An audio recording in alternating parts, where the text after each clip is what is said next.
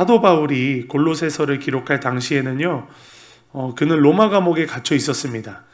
복음을 전한 죄로 갇혔던 바울은 자유를 빼앗긴 상황이었습니다. 그런데도 계속 기도하라라고 권면합니다.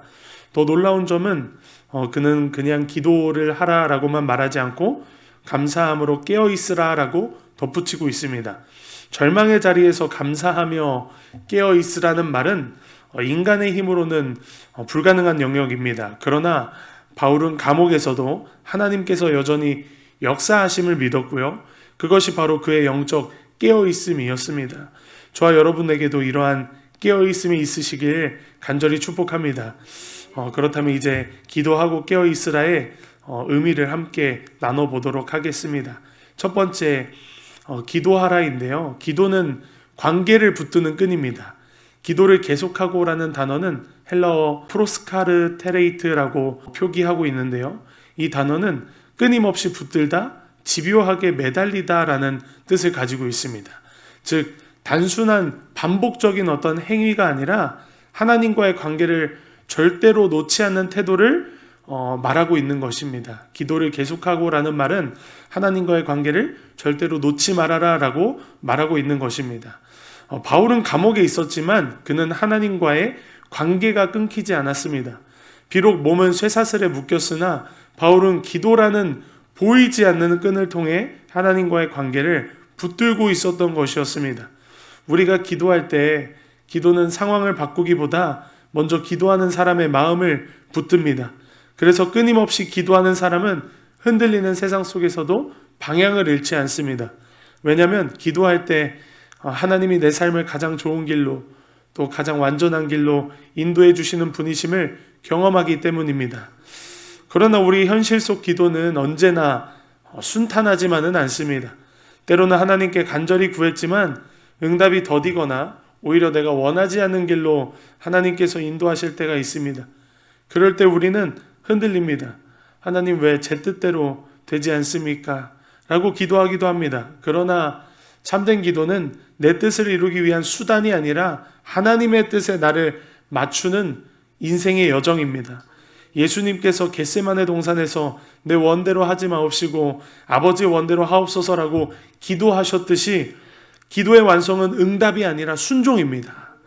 내 뜻과 하나님의 뜻이 조금 달라도 실족하지 않고 기도를 계속하는 사람, 이 사람이 바로 깨어있는 신앙인입니다.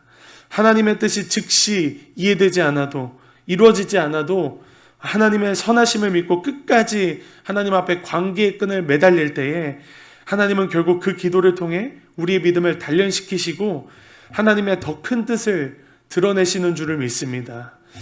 두 번째, 깨어있으라는 말은 영적 긴장의 상태입니다.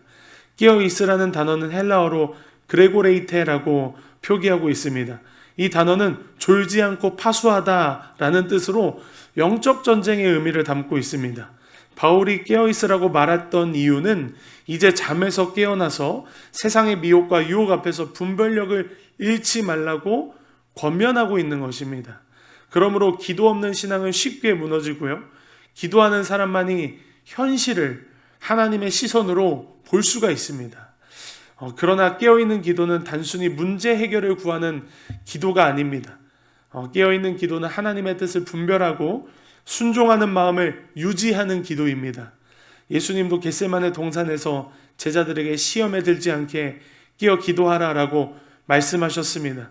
기도하지 않으면 결국 시험 앞에서 넘어지게 된다라는 말입니다. 하나님의 시선으로 현실을 바라보지 못하고 그래서 문제 앞에 넘어지게 된다라는 것입니다.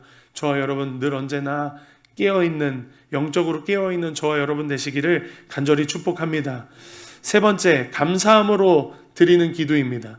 감사함으로 드리는 기도는 절망 속에서도 하나님을 볼 수 있는 눈을 우리에게 열어줍니다. 바울은 기도에 감사함으로 깨어있으라라고 덧붙이고 있습니다. 감사는 단순한 감정이 아니라 믿음의 증거인 줄 믿습니다. 감옥에서도 바울이 하나님께 감사할 수 있었던 이유는 바울이 상황이 아니라 하나님을 바라보는 눈을 가졌기 때문입니다. 기도는 하나님께서 여전히 일하고 계심을 인정하는 태도입니다. 감사함으로 기도하는 사람은 절망 중에서도 소망을 바라봅니다. 감사는 현실의 결핍만을 바라보게 하지 않고 하나님이 지금도 나와 함께 계심을 바라볼 수 있는 눈을 열어줍니다. 말씀을 마무리합니다. 여러분, 기도는 선택이 아니라 생존의 호흡입니다. 숨을 쉬지 않으면 죽듯이 기도하지 않으면 신앙은 서서히 메말라 갑니다.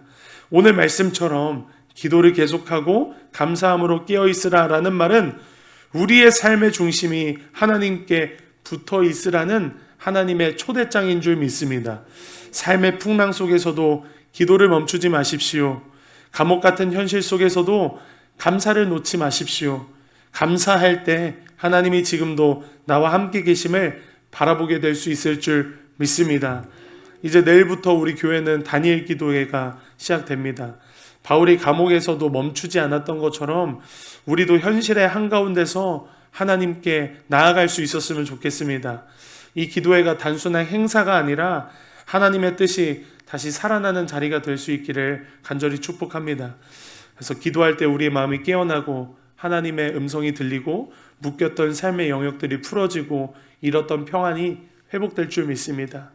오늘 말씀처럼 기도를 계속하고 감사함으로 깨어있으라, 이 말씀을 여러분들의 마음판에 새기실 수 있었으면 좋겠습니다. 그래서 이번 기도회가 단순히 문제 해결만을 위한 시간이 아니라 하나님과의 관계가 다시 살아나는 부흥의 시간 되시기를 간절히 축복합니다. 그래서 기도를 계속하고 감사함으로 깨어있음으로 하나님의 하나님 되심을 경험하는 저와 여러분 되시기를 간절히 축복합니다.